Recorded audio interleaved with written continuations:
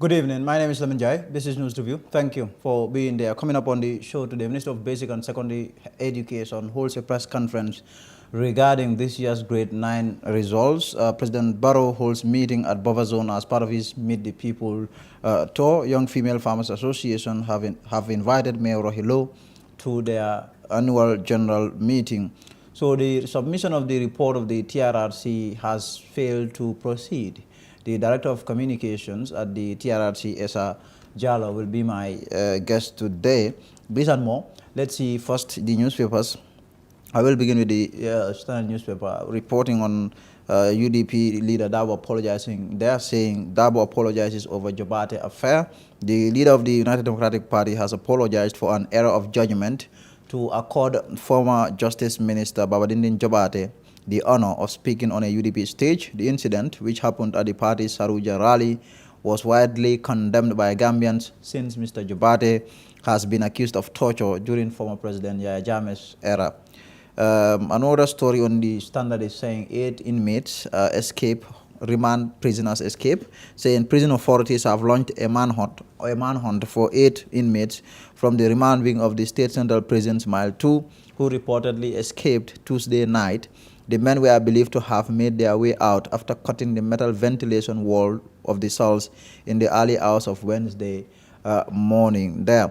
TRRC reports presentation delayed again. The Standard has been reliably informed that the much-anticipated presentation of the report of the Truth Reconciliation Operations Commission will not happen today as scheduled.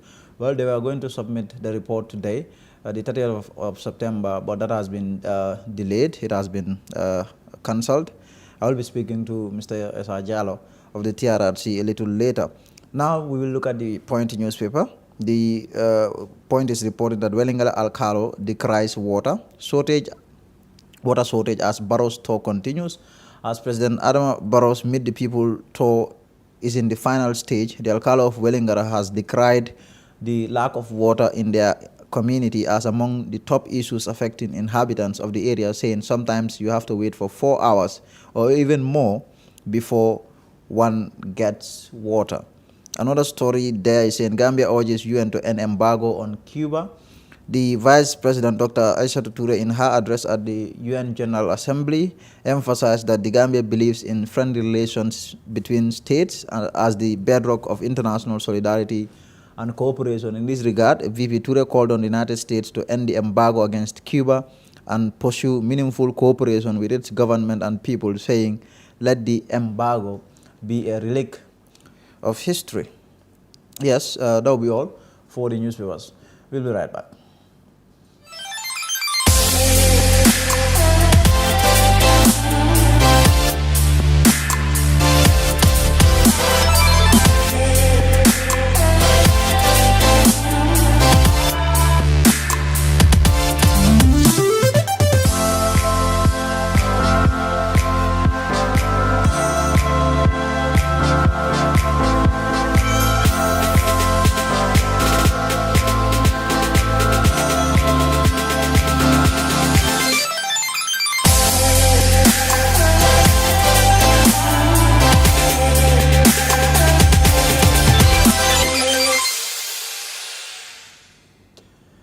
Now, President Barrow's Meet the People tour took him to Bova Zone on Wednesday, where he held a massive rally meeting at the Bova Zone, attended by thousands of citizens. More in this report. A huge welcome by the people of KM as the president arrived at Bova Zone on Wednesday evening for a meeting forming part of his nationwide tour of the nation.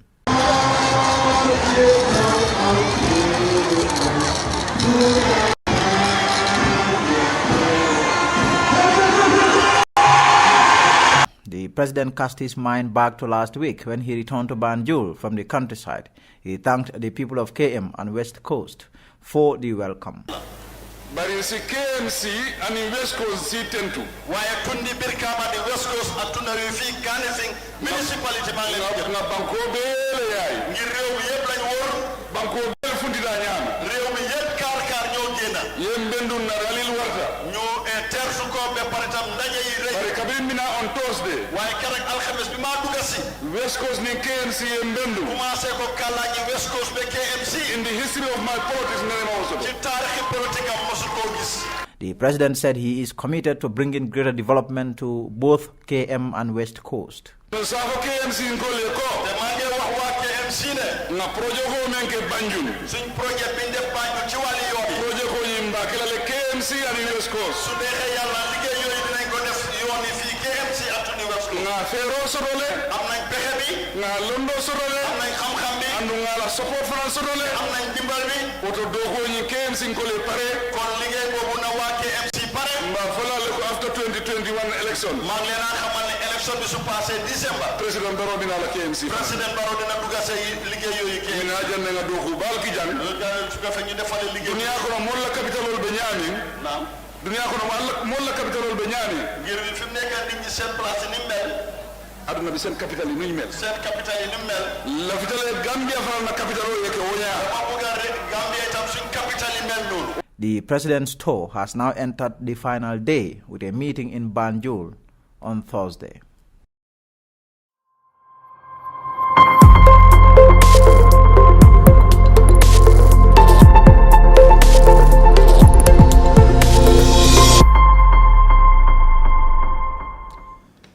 Now, the grade 9 results are out. Well, today the Ministry of the Ministry of Basic and Secondary Education officials held a press conference where they spoke on a number of issues relating to the performance of students.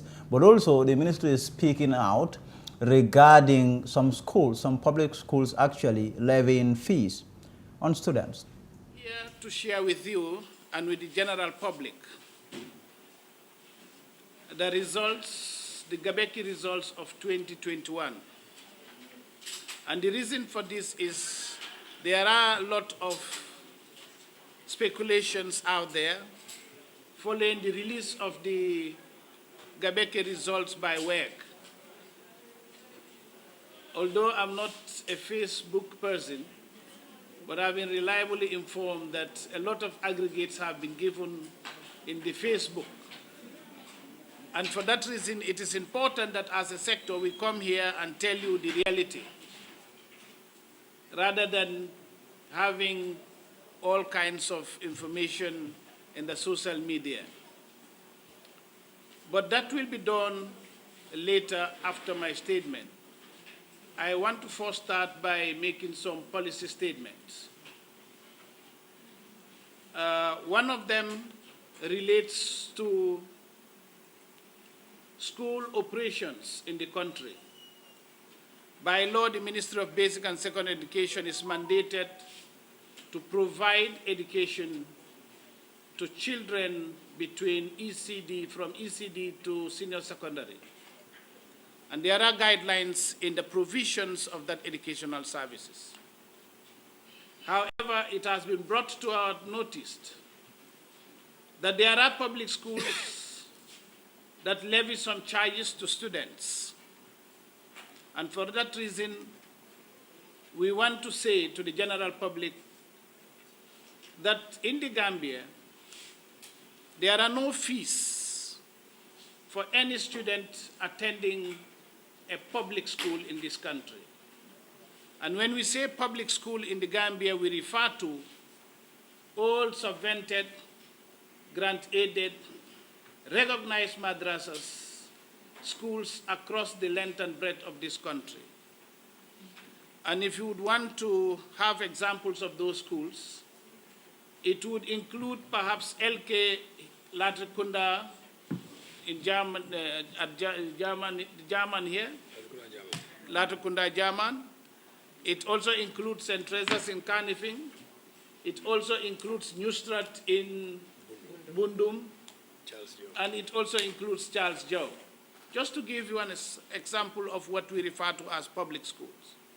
So any child in that school should not pay for anything, as the government of the Gambia pays for everything that involves or is included or is surrounding their education in those schools.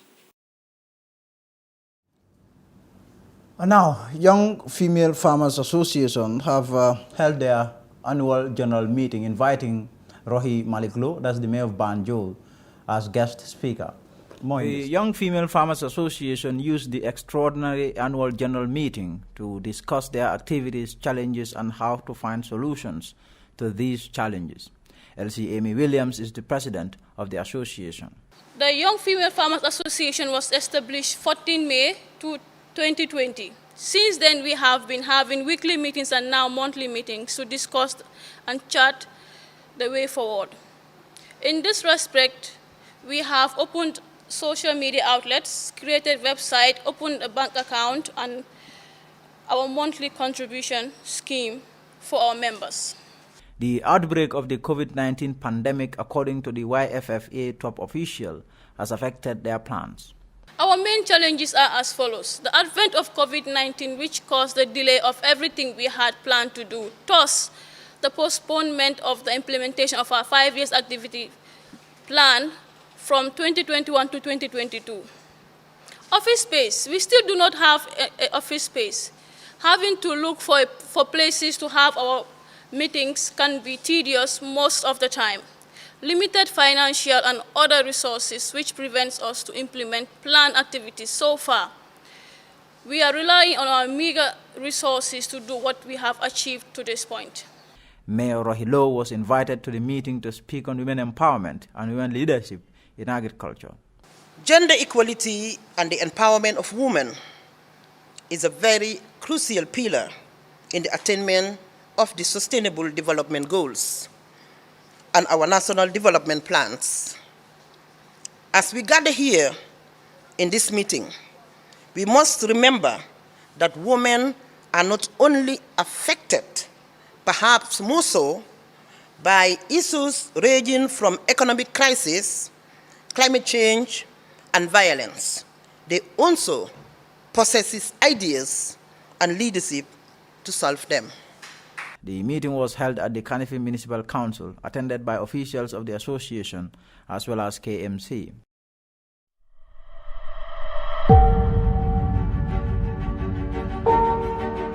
Imagine owning a home or a service plot, enjoying the sunrise and sunset from a beautiful garden, morning hugs and beautiful moments with your loved ones. The never-ending stories. Beautiful memories that will last a lifetime. Making and sharing great moments with family and friends. You can turn this into a reality. All you need is a tough home.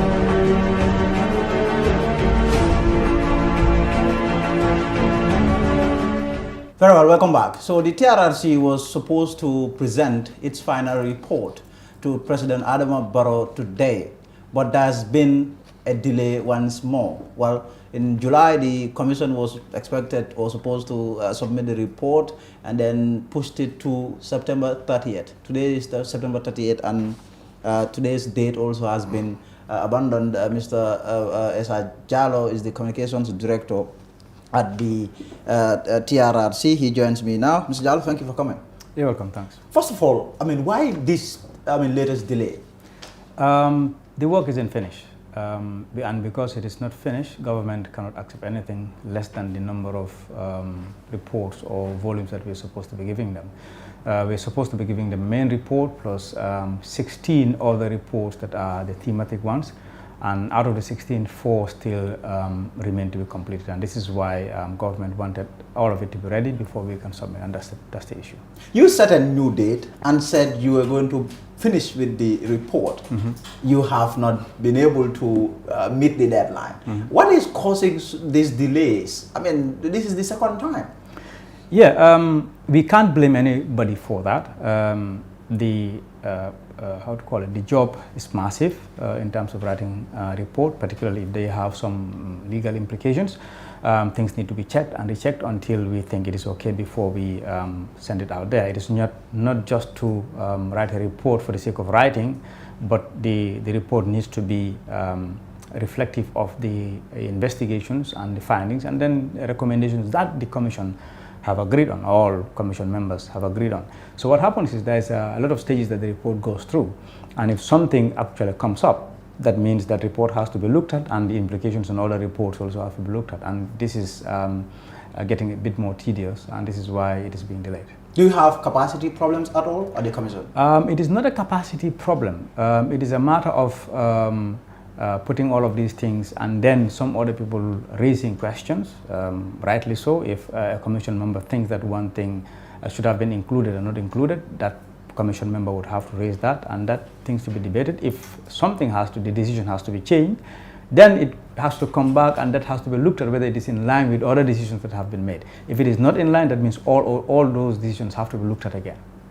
This has also triggered speculation that it is the government that is dragging its feet in terms of accepting or taking this report from you. I mean, you have people who think that government is not willing and prepared to receive this report. We can't say that because we have not finished. If we had finished the job and gave it to them and they said no and they brought something, then we can say that. But on our side, we haven't completed it. So and that is not something that I can say is government's problem. So you are saying it is 4, volumes that are not yet complete. Yes. These 4 volumes, on what specifically are they centered on? I wouldn't know because I do not have access to the report. As I speak to you, I don't even know what is in those reports. But they would be on various themes that may have some connections. For example, there are perpetrators who have been named multiple times, or victims who have actually been violated on several times, or issues that are a bit complex in terms of the way the decisions are being made. So if this is drafted and it is sent to the commissioners, and they looked at it and they think that, oh, okay, we're thinking that such and such a thing is missing, or the decision is not what we think it should be, it comes back again. And if that comes back, the legal people will look at it and see the implications, and then before it is finalized. So it's a form of a circle sometimes. What happens? We don't have capacity problems because the decisions, the findings, the investigation, the findings will not change. That is there, it will not change. It is some of the little things. Some of them are even cosmetic changes, whereby it is some grammatical things that think that it is not supposed to be written but on another way. And if that happens sometimes, legally it could be looked at as no, it has changed the meaning, and all of these things need to be looked at thoroughly. Yeah. So what has government told you when you inform government that you can't meet today's deadline? Yeah, we tried to make an appointment and took the reports that we are ready with, and then say whether they could accept that. They said no? Yeah, absolutely no. They say no, complete it, and then you can come back. So now you are saying, I mean, you cannot, you haven't finished with the work, but you have not appointed a new date. So now this delay is indefinite. Nobody really knows when the TRRC is going to be ready. It looks like that, and it might be, probably it might reduce some pressure, because sometimes working against deadline can be good, but it can also cause a nightmare. A nightmare and so of that. So I wouldn't know what is the issue with those 4 reports, and it will be difficult for me to say whether this can be resolved in a month, in a week, or in days. So that is one thing. And if the commissioners think that they don't want that deadline there, so that's the issue now. They said, okay, they wanted to look at it, and then without deadline, and work on it, and government accepted that. So now, what is the very state of the TRRC? I mean, you have, from the victim's point of view, I mean, you have the victims who are so badly in need of justice. They want justice to be done and be served. Now, all this delay. Yeah, the victims would have every right to be worried about what is happening, and rightly so. But we are in touch with the victims to reassure them that work that is being done is not being done haphazardly. It has to be looked at thoroughly, because this involves people's human rights. And if decisions are going to be made on that day, we have to make sure that we are near perfect what we are going to do. So for the victims, they are right. If they are worried about this, they are right. But when we just have to appeal to them to say, let them allow us to work on this important document, so that when it comes out, then it would be the document that, you know, would serve its purpose. ESSA Fall leaving the commission, has it in any way affected the TRRC in terms of its image, its credibility? ESSA Fall is not someone who is very much appreciated in some quarters. I mean, when he announced his bid to run for the presidency, you have charges that have been made against him that he used the TRRC as a political platform.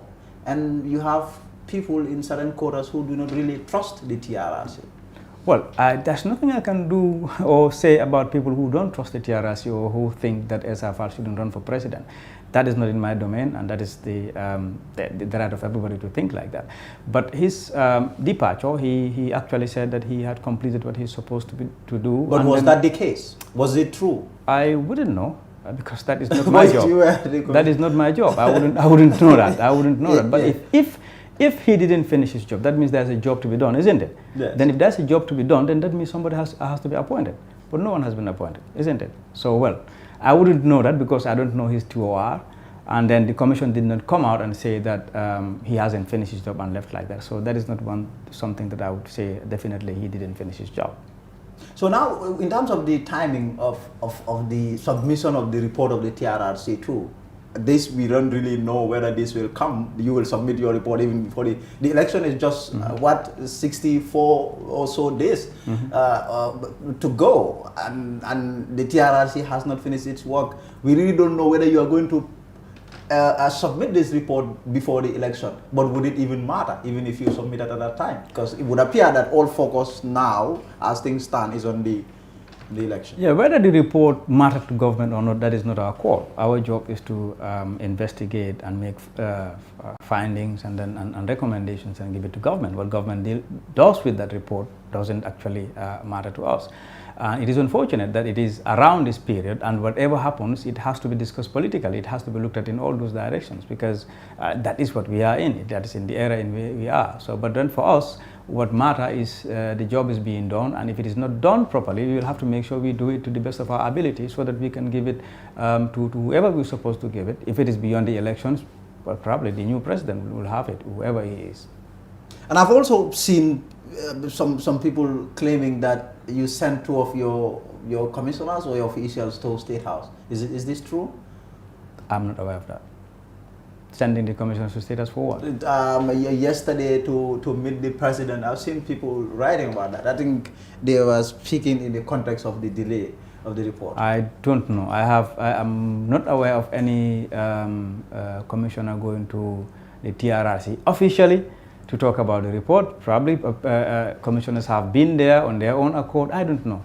I've seen it as well. So how about the issue of reparation? I understand there were reparation that was taking place, yes, but you have some of the victims who are rejecting this reparation. One victim rejected the reparation. One victim rejected the reparations, but the overwhelming majority accepted. Although many people also believe that it is small, and rightly so, people can think about that. But you know, the payments are symbolic. One cannot pay for a life. So any amount of money that you put for a life, that can't be enough. So the money that is being given, some didn't actually accept it as enough. One person rejected it on his own accord, but then there's something else that I cannot go into detail and explain that particular thing, because the person is a victim and I do not want to re-traumatize him in terms of, you know, saying all sorts of things that have happened. But what you need to realize is that there has been interim reparations going on before. Other victims have been given medical attention, you know, livelihood support and all sorts of things. That wouldn't be, that those victims cannot be equal to those who didn't receive anything from TRRC. So that's the situation there. So ESSA JALLOW, thank you for coming on the show. Appreciate it. Thank you very much. So that's ESSA JALLOW. He's the communications director at the Truth, Reconciliation and Reparations Commission. He was my guest today to speak on the TRRC report submission delay there. That will bring us to the end of the show today. Thank you for being there.